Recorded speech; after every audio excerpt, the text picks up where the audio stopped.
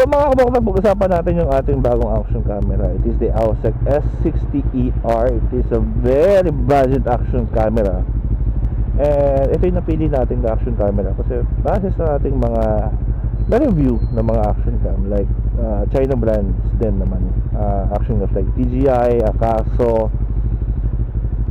Ito yung napansin kong parang mas okay sa budget range, kasi kahit naman yung mga DJI at yung mga Akaso, meron silang mga parang flagship, kumbaga flagship models. Okay naman, ito yung napili ko kasi sa budget na around 5,000 pesos. Comparing sa ibang brands, siya yung may, for me, sa nakita ko, siya yung may pinaka okay na output, which is yung video quality niya. Yung function niya, dual screen siya.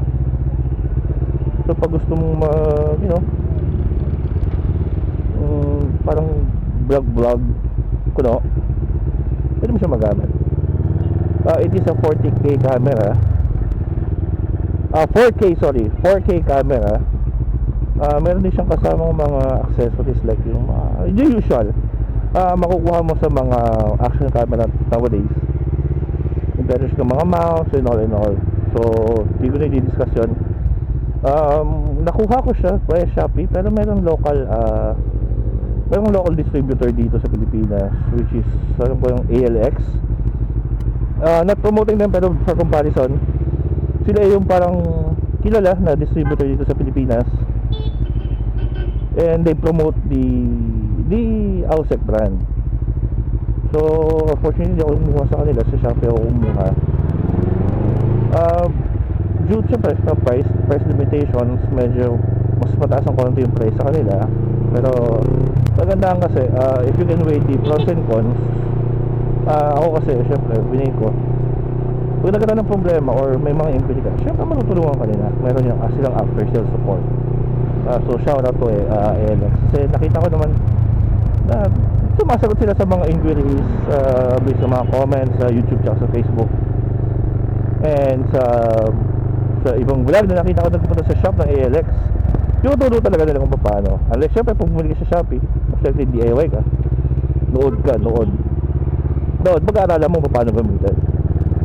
Alright, so ang kasama na binili ko is yung bundle. Meron siyang kasamang external mic na not sure kung dedicated mic to, pero hindi gumana yung mic ko na ginagamit sa cellphone na USB Type-C rin kasi to.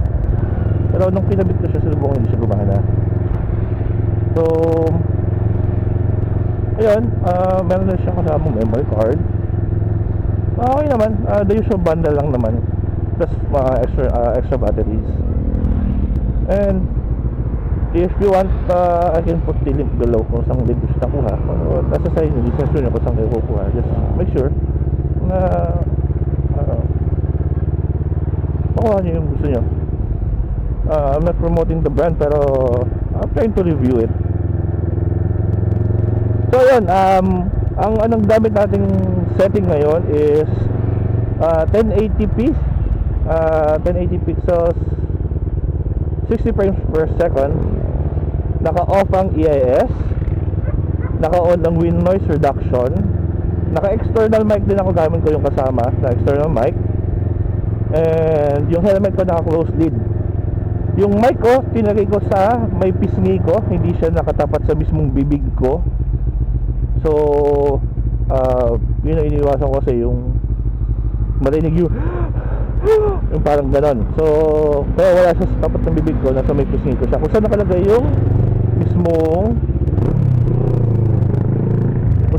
yung mismong ating intercom, so doon siya sa intercom stand ko muna siya nilagay, kasi wala pang intercom ng helmet ko dahil bago lang din. So hindi ko pa kinakabit yung isang kong intercom sa helmet. And I'm trying to test kung ano yung resolution sa daylight. So magte-test din tayo siyempre sa gabi para makita natin. So yun yung settings ko. Hopefully maging maayos naman and all good.